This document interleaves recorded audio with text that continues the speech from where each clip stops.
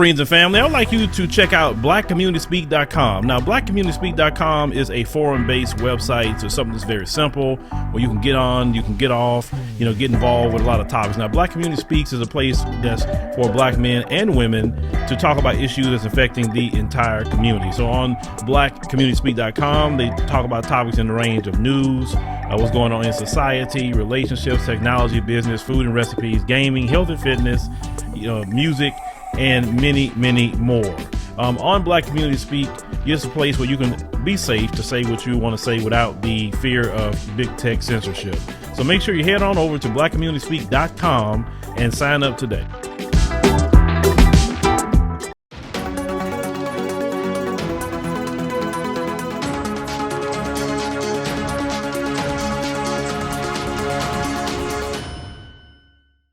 So you had a child back in 2019 was called, the N-word by his teacher.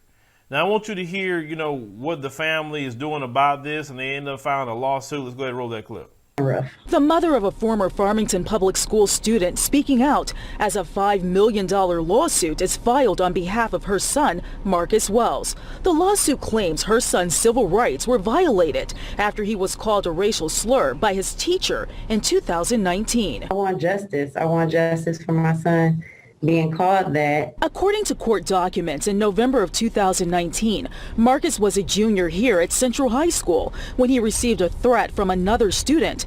That's when a teacher, Ellen Eli, intervened by using a word that has left Marcus with emotional scars. The teacher, Miss Eli, got up and approached Marcus Wells and called him the N-word. He has to go to therapy because he's dealing with a lot right now. Constant Wells removed her son from Farmington Public Schools, and he is completing high school in a different district. This mom says the incident makes it difficult for her son to interact with Caucasians. I just want my son to be able to go to a Caucasian person and be able to talk to the person without being scared to be violated by them. But the attorney for this former student says this school district has a history of discrimination that needs to be addressed. In fact, the lawsuit also claims that Wells was suspended from school for a different incident because of his race. We have a count in our complaint calls onto the carpet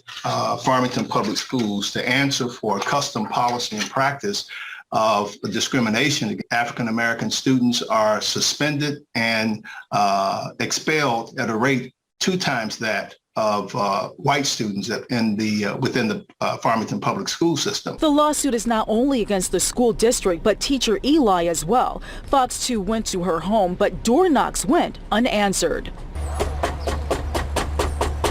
Fox 2 also requested an interview with the school district, but instead we received this statement. Farmington Public Schools strives to provide a safe learning environment for all students. As it relates to the incident in question, there was a full and complete investigation. The teacher involved is no longer employed with Farmington Public Schools. All appropriate remedial measures were undertaken. But for this mom and the family's attorney, they want to see changes in the school district, and that means the alleged racist behavior must go away. Must cease. It must stop this dehumanizing treatment that is really a factory for preparing our children for the human junkyard.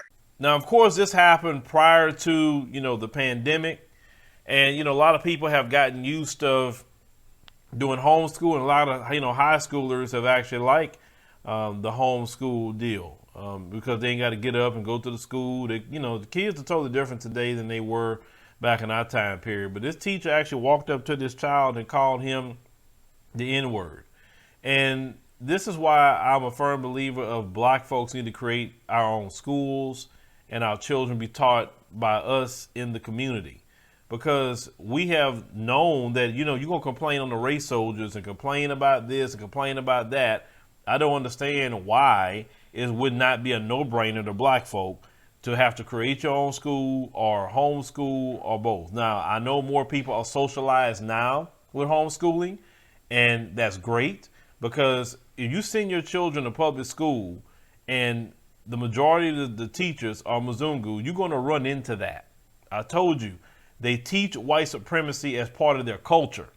It's in the culture, because when you do something for hundreds of years, it's your culture by now. It is not no fad. It's not just this one individual person. It's in the culture, white supremacy.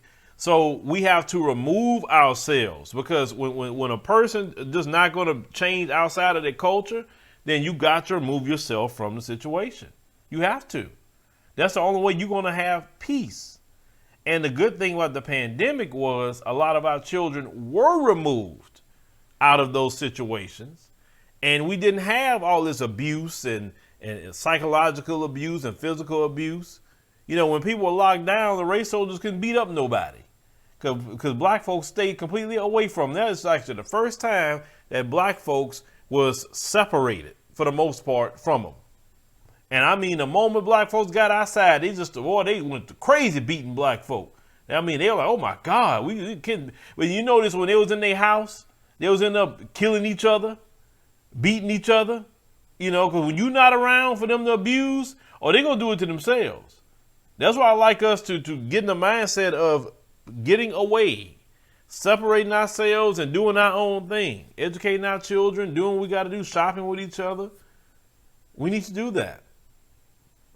Because I just know these people that's just what they do, white supremacy. And you can't expect nothing different. Now, is a minority of them not into that? I agree with that. But the majority is into practicing white supremacy. But leave me a comment, let me think about this particular story. You know, the mom said about she wanted her son to be able to interact, you know, with a Mzungu and not deal with that. Listen, he don't have to interact with nobody if he don't want to. Right? Except if he is doing some business, but he's having that kind of experience. I wouldn't be pushing him to interact with nobody else if he don't have to. I wouldn't, because you know why? Because that's not the only person that's going to call him that. That's not the only person in this country that's going to, if they don't call him that, they're going to say other things or do things that's worse than calling him that. So, you know, this is a education time for your son to teach him about what is the reality of living in this country, and also take your child to an African nation and let them see, you know, how it is to be in an environment where you don't have to feel like you're black. You know what I'm saying? Because black is a status. You just feel like a person when you go to the continent of Africa. And that's what I love about that the most. I don't have to feel like I'm black. I am just me. I'm just Phil, you know, because everybody is black like me when I'm there.